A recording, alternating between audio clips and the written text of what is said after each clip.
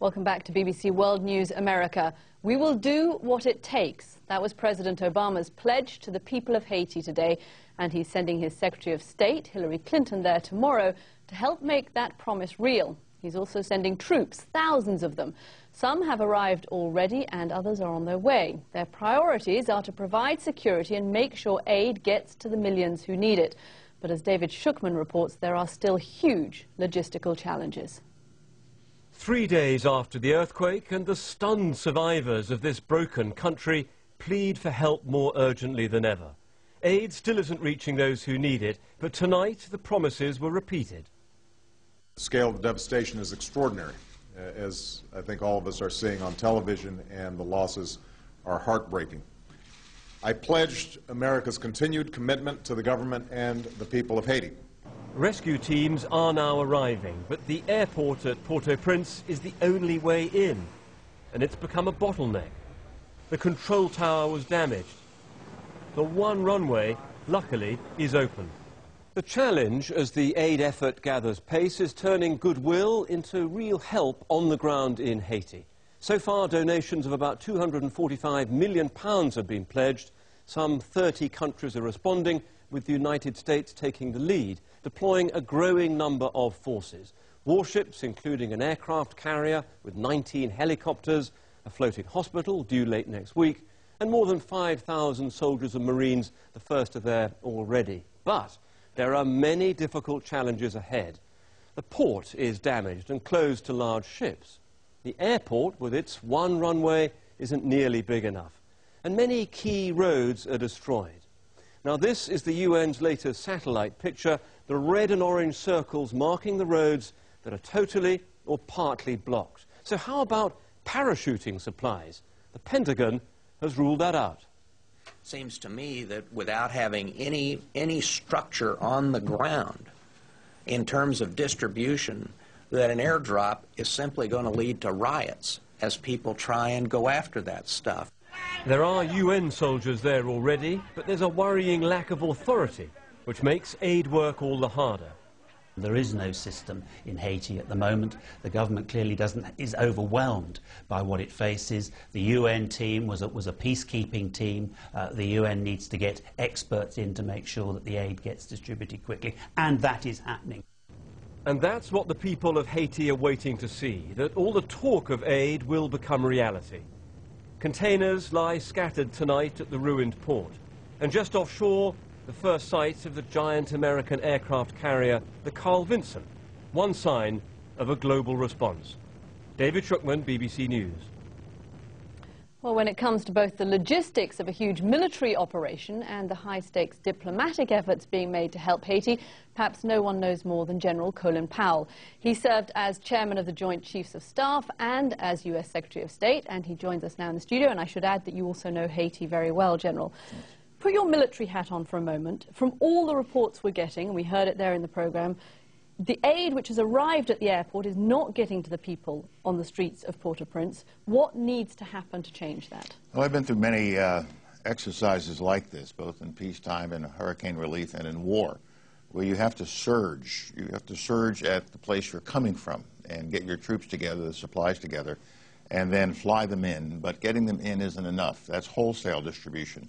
Then you have to retail it out. So the first thing you have to do in a situation like this is you have to have order. You have to restore order.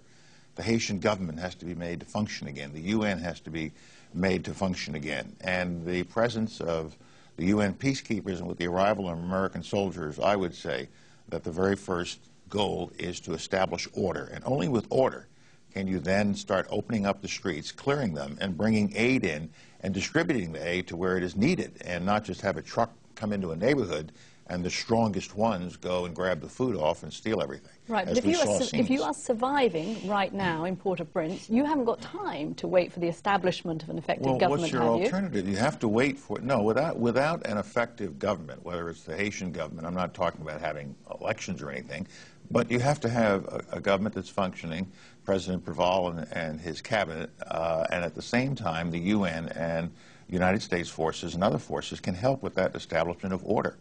because you will never have an effective distribution system if there is no order, if the supplies coming in aren't protected, if the roads aren't kept clear of burning tires or bodies that have been laid out to blockade the roads.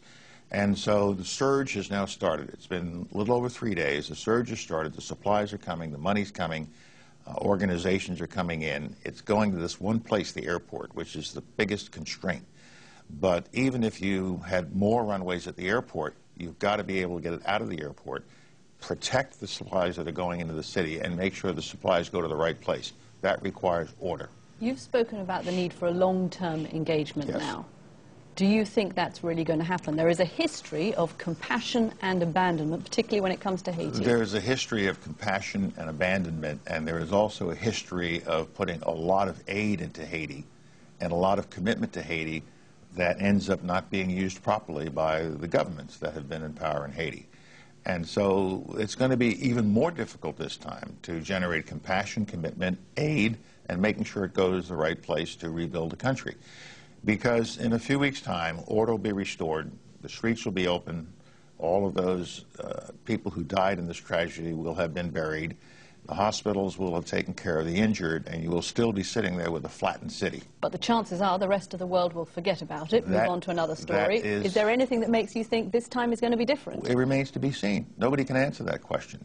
And even if you can get that kind of commitment, it doesn't really work. We've seen this repeatedly. It doesn't work. Coming back to my first point, unless we can put in place a government of Haiti that is non-corrupt, that is functioning, and that can work with the international community to make good. Lots of money has been available to Haiti in recent years, but contributors have been reluctant to let it go out into the system because they weren't sure it was going to be used properly. But this time it is even more serious and requires an even greater commitment than any time in the past, because you're going to see, when the dust is settled in this first instance, a city that has collapsed. You mentioned there that the Secretary of State is traveling to Haiti this weekend. What does she need to do? Are there suggestions that there are tensions between the Haitians in the government who are there and the U.S., which is effectively an invading force of some sort at the moment? I don't think they're going to see us as an invading force at all. They're going to be desperate to see us arrive.